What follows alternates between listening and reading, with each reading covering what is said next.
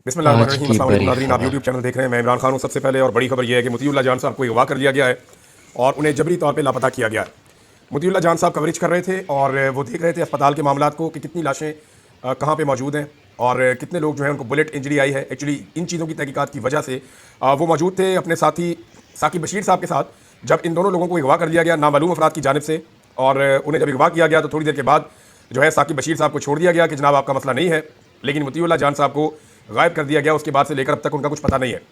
उनके बेटे ने एक वीडियो, जब मैं वीडियो रिकॉर्ड कर रहा हूँ तब तक उनका कुछ नहीं पता, और उनके साहबजादे ने एक वीडियो उनके अपने ट्विटर अकाउंट से पोस्ट की है मोतीउल्लाह जान साहब के, जिसमें उन्होंने बताया कि उनके बेटे को जो है वो रियासती इदारों ने अगवा किया है और किसी किस्म की कोई इतला नहीं है। ये नहीं बताया गया कि उन्हें गिरफ्तार किया गया है, किसी किस्म की कोई इन्फॉर्मेशन नहीं दी गई। और उन्होंने एक बड़ा जज्बाती पैगाम रिकॉर्ड किया है अपने वालिद के अगवा के हवाले से। उन्होंने कहा जी मेरे वालिद का ये कसूर है कि वो हर जगह पर जाकर खुद चीज़ों की कवरेज करके और लोगों को बताना चाहते हैं, उन्हें इस बात का शौक है कि वो जर्नलिज्म करें और जर्नलिज्म उनका कसूर है। अब मोतीउल्लाह जान साहब के अगवा के बाद जिन चीज़ों पे हमें शक हो रहा था वो यकीन में बदलता जा रहा है कि कुछ तो ऐसा है जिसकी पर्दादारी है और उसको छुपाने की कोशिश की जा रही है। मोतीउल्लाह जान साहब ने वो क्या चीज़ें की हैं जिनकी वजह से उनको उठाया गया, तो दो ऐसी बुनियादी चीज़ें हैं जो मोतीउल्लाह जान साहब ने गुज़िश्ता 2-3 दिनों में की है। नंबर एक, आपको याद होगा कि 25 तारीख की रात को, यानी 25 और 26 की दरमियानी रात को रेंजर्स के 3 जवान और एक FCI एहलकार जो है वो शहीद हो गए थे।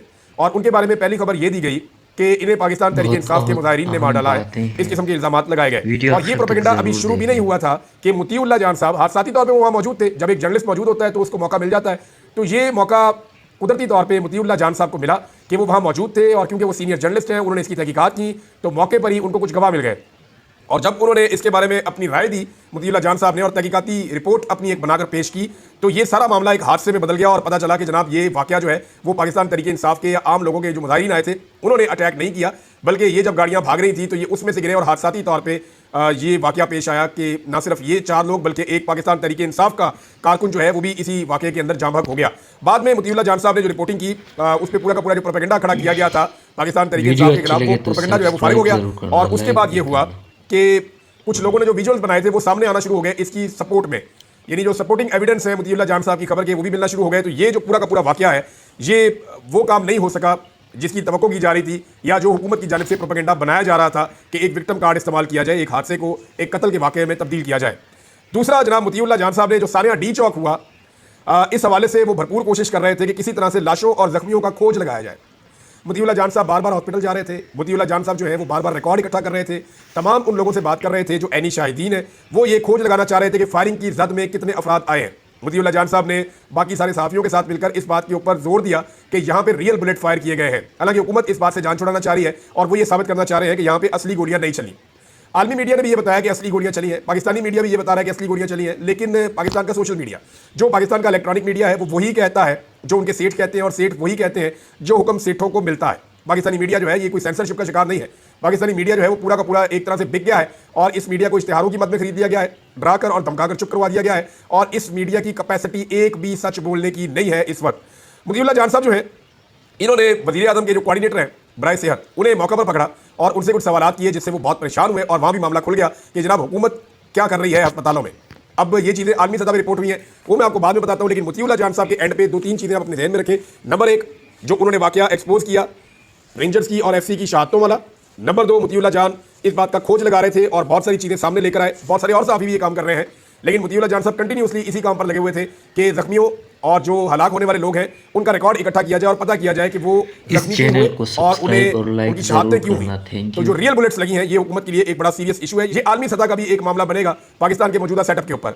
अब 2 चीज़ें मुझे यहाँ पे आपको कहनी है। एक तो ये कि मोतीउल्लाह जान कोर्ट रिपोर्टर हैं, बुनियादी तौर पर अदालतों को कवर करते हैं और ये अदालतों की रिस्पॉन्सिबिलिटी है। इससे पहले वाले जो चीफ जस्टिस है वो मोतीउल्लाह जान का केस सुनते रहे जब उन्हें चंद घंटे तक अगवा किया गया था और उनको टॉर्चर किया गया था। अब नए चीफ जस्टिस पाकिस्तान मौजूद हैं, मोतीउल्लाह को पहले अगवा करने का केस ऑलरेडी अदालतों में है, तो उसी मोतीउल्लाह जान को दोबारा अगवा कर लिया गया है। तो जो कोर्ट रिपोर्टर हैं जितने भी, उन सबकी रिस्पॉन्सिबिलिटी है कि वो चीफ जस्टिस ऑफ पाकिस्तान की अदालत में जाएं और उनको जाकर ये कहें कि जनाब वजीर दिफा को बुलाएं, वजीर दाखिला को बुलाएं और IG इस्लामाबाद को बुलाएं और फौरी तौर पर मोतीउल्लाह जान को बाजियाब करवाएं। ये अगर रिपोर्टर्स नहीं करेंगे तो ये आग फैलेगी। आप सारे भी जर्नलिज्म करते हैं, कल को ये आपके दरवाजे पे भी आएगी, बारी बारी सबकी बारी आप लोगों को भी अगवा किया जाएगा। जब मुझे अगवा किया गया था या उससे पहले और लोगों को अगवा किया गया था तो बाकी लोग मुतमईन रहते हैं, लेकिन देखिए अल्टीमेटली ये चीजें आगे बढ़ती हैं, ये रुकती नहीं है। बहरहाल तमाम सहाफियों की जिम्मेदारी है कि मोतीउल्लाह जान की आवाज उठाएं। जो सहाफी कल तक जब पाकिस्तान तहरीक इंसाफ के दौर में 4 घंटे के लिए मोतीउल्लाह जान को अगवा किया गया, जो सहाफी उस वक्त बहुत ज्यादा आवाज उठा रहे थे वो अब इसके बारे में बात नहीं कर रहे, उन्हें भी इसके बारे में आवाज उठानी चाहिए। पीएमएलएन मुझे अच्छी तरह याद है कि मरियम औरंगजेब और मरियम नवाज मोतीउल्लाह जान को मोती भाई कह के बुलाते हैं, क्योंकि उस वक्त मोतीउल्लाह जान उन्हें शूट कर रहे थे और ये सारे उनके घर भी पहुंच गए थे।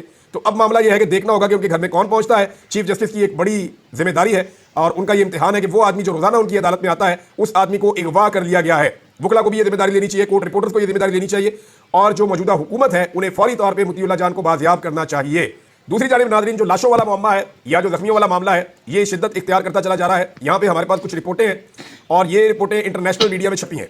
एक द गार्डियन ने इसके ऊपर लंबा चौड़ा आर्टिकल लिखा है। न्यूयॉर्क टाइम ने तो अपने फ्रंट पेज के ऊपर बाकायदा पाकिस्तान में होने वाली फस्तायत को दिखाया है, प्रॉपर तरीके से उन्होंने फ्रंट पेज के ऊपर बड़ा करके उन्होंने लगाया और सारा दिखाया कि पाकिस्तान के अंदर फस्तायत किस अंदाज में हो रही है। बहरहाल जो गार्डियन है उन्होंने इमरजेंसी में जो काम करने वाले डॉक्टर हैं उनसे रब्ता किया है और डॉक्टर के मुताबिक उसने 40, अकेले डॉक्टर ने, बाकी डॉक्टर की बात नहीं हुई, उस डॉक्टर ने 40 से ज़ायद जख्मियों का इलाज किया है और इनमें से अक्सर लोगों को गोलियां मारी गई थी, कई लोगों को गोलियां मारी गई थी। डॉक्टर ने बताया कि वो काम ने मरने वालों और जख्मियों का तमाम रिकॉर्ड अपने कब्जे में ले लिया है, हमें बात करने की इजाज़त नहीं है।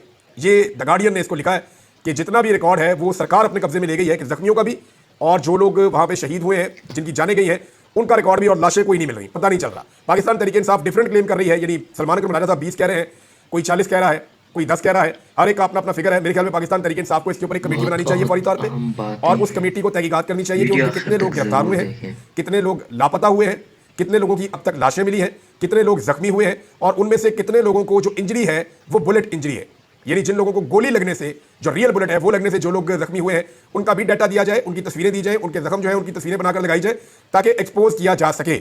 लेकिन इस मामले में पाकिस्तान तहरीक इंसाफ क्यों पीछे चल रही है वो मैं आपको भी बता देता हूँ।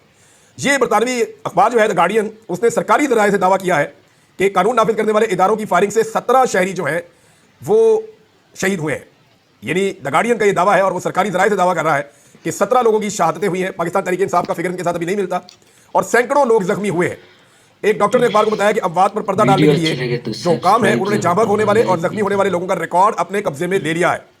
जनाब ये बड़ा क्लियरली द गार्डियन ने इसको लिखा है। अल जज़ीरा ने हुकूमत के इन तमाम दावों को मुस्तरद किया है कि हुकूमत का ये कहना कि वहाँ पे असली गोलियाँ नहीं चली और लोगों के ऊपर गोलियाँ नहीं जो है वो चलाई गई, तो ये दावा गलत है। अल जज़ीरा ने कहा जी हमने इसको खुद रिपोर्ट किया है, खुद जख्मी देखे हैं, खुद जो है वो हर चीज़ का मुशाहिदा किया है और खुद हाथ में पकड़ के गोलियाँ उन्होंने दिखाई। जो यहाँ पे उनके अल जज़ीरा के रिपोर्टर हैं तो उन्होंने कहा जी ये बिल्कुल हुकूमत झूठ बोल रही है। पाकिस्तान तहरीक इंसाफ बजाय इसके कि इस मामले को उठाए वो आपसी लड़ाइयों में जुड़ गई है और ये बाई डिज़ाइन हो रहा है, मैं आपको ये बता देता हूँ। और बलबा बुशरा बीबी पे डालने की कोशिश की जा रही है। इस पर डॉक्टर शहबाज गिल ने एक ट्वीट किया है, पहले मैं आपको पढ़ के सुनाता हूँ फिर मैं आपको बताता हूँ कि एक्चुअली हो क्या रहा है और ये किसने कहा और मजबूरी क्या है। शहबाज गिल कहते हैं कि बुशरा बीबी और अली अमीन गंडापुर ने आज हमें ये बात खुद कंफर्म की है कि खान साहब की क्लियर डायरेक्शन थी कि एहतजाज डी चौक में ही होगा। दरमियान में जेल में एस्टेब्लिशमेंट की तरफ से कोशिश की गई कि खान साहब एक वीडियो मैसेज रिकॉर्ड करवा दें कि एहतजाज संजानी में होगा, लेकिन इमरान खान ने इनकार कर दिया। इसलिए बैरिस्टर सैफ गलत बयानी कर रहे थे कि खान साहब ने संजानी पर रजामंद हो गए थे और ये बुशरा बीबी ने डी चौक की जिद की और खान साहब की बात नहीं मानी। ये बात झूठ है। बुशरा बीबी ने वही किया जो इमरान खान ने कहा था। बैरिस्टर सैफ ने गलत बयानी टीवी पर बैठकर की है, हमें भी यही गलत बात पॉलिटिकल कमेटी में बताई गई और लगातार ये कहा जाता रहा कि डी चौक जाने का फैसला बुशरा बीबी का था और गलत था। ये सारी गलत बयानी बुशरा बीबी पर मलबा डालने की कोशिश है। ये चीज़ क्लियर हुई कि बैरिस्टर सैफ उन्हीं का आदमी है जिनका आदमी फैसल वाडा है, जिनका आदमी मोहसिन नकवी है। जैसे शहबाज शरीफ की कैबिनेट में मोहसिन नकवी है जो शहबाज शरीफ से ज़्यादा ताकतवर है, ऐसे ही अली अमीन की कैबिनेट में बैरिस्टर सैफ है जो अली अमीन से ज़्यादा ताकतवर है। अब कहने में क्या हर्ज है। अच्छा, दूसरा जी बुशरा बीबी ने हमें ये बताया कि वो डी चौक से किसी कीमत भी नहीं जाना चाहती थी। उन्होंने रुकने की पूरी कोशिश की, जहाँ तक कि दरवाज़ा खोलकर चलती गाड़ी से भी उन्होंने निकलने की कोशिश की और ये बात अब दूसरे सोर्सेज से भी कंफर्म हुई है। बुशरा बीबी पर सारा मलबा एक साजिश थी और असल में कत्लेआम करने वालों के चेहरे छुपाने की कोशिश बुशरा बीबी ने वही किया जो इमरान खान ने इनको और पार्टी को ताकीद की। ये ट्वीट इसलिए की है कि इमरान खान और बुशरा बीबी का हक है कि उनका सच लोगों तक पहुंचे। अब ये मैं आपको जरा क्लियरली बता दूं सब्सक्राइबर होने वाले कि बाकायदा पाकिस्तान तहरीक इंसाफ के लोगों को धमकी दी गई है और एस्टेब्लिशमेंट की जानिब से खुलकर ये कहा गया है कि इन लाशों पर और उस रात जो भी डी चौक में हुआ इसके ऊपर किसी किस्म की बात नहीं करनी, इसके ऊपर मट्टी डालनी है। और उसके लिए जो तरीकाकार बनाया गया वो ये है कि टॉक शोज़ के अंदर सिर्फ पाकिस्तान तहरीक इंसाफ के जो इख्तलाफात हैं, जो ज़ाती उनके इख्तलाफात बन रहे हैं उन पर और कुछ पोलिटिकल इशूज़ पे बात की जाएगी।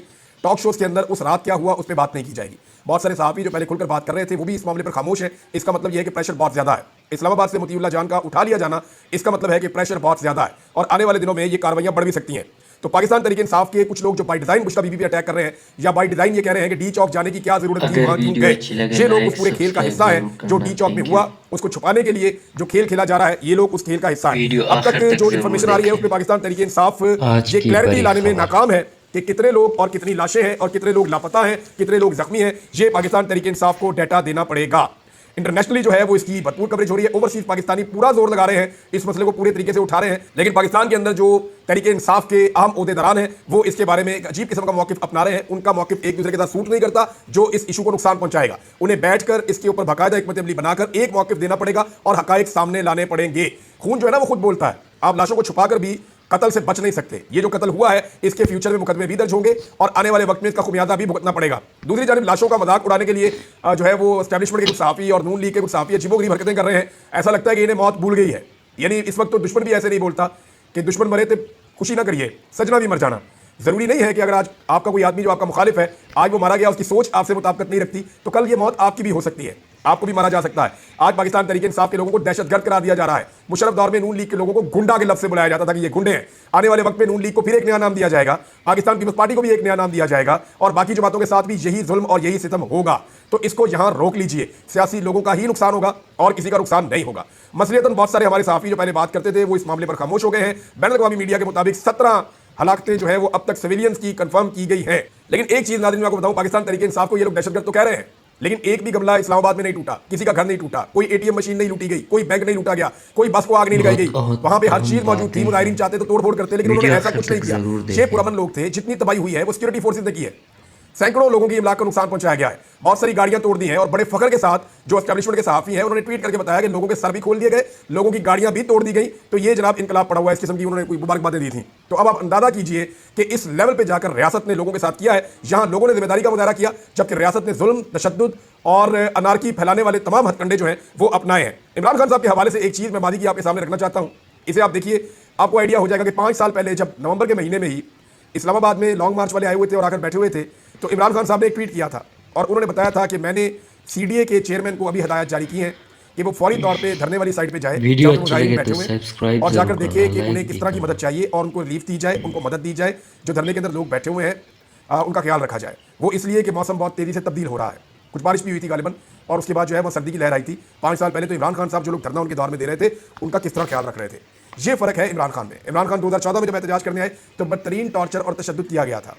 इसके बाद इमरान खान साहब के दौर में जितने भी लोग एहतजाज करने इस्लामाबाद आए, उन्होंने वेलकम किया, उन्होंने ख्याल रखा, उन्होंने सहूलियात फराहम की। और आज इमरान खान साहब के लोग चंद घंटे के लिए सिर्फ डी चौक पे थे, तो जो रियासत ने ब्रूटैलिटी की है उसका कोई अंदाजा भी नहीं लगा सकता। अभी जो लोग अंदाजा लगाने की कोशिश कर रहे हैं उन्हें मोतीउल्लाह जान की तरह अगवा और गायब किया जा रहा है। पिम्स और पोली क्लिनिक अस्पताल के अंदर से अभी तक कोई डाटा नहीं आया, सरकार ने वहां से डाटा गायब कर दिया है, अपने कब्जे में ले लिया है, कुछ पता नहीं चल रहा। सिर्फ पाकिस्तान तहरीक इंसाफ की क़यादत है जो इस वक्त रिकॉर्ड इकट्ठा कर सकती है और बता सकती है कि कितने लोग शहीद हुए, कितने लोग लापता हुए और कितने लोगों के पास गोली से लगने वाला जख्म है, ताकि एक्सपोज किया जाए कि हुकूमत ने जो कुछ भी किया उस रात को उसे पूरी दुनिया में एक्सपोज किया जाए। नाज़रीन, इस वीलॉग को यहाँ पे रोकते हैं, कुछ चीजें और आपके साथ शेयर करूंगा मैं। अगले वीलॉग में इंफॉर्मेशन लगातार आ रही है, तब तक इतनी अपना ख्याल रखिएगा, अपने चैनल का भी। अल्लाह हाफ़िज़।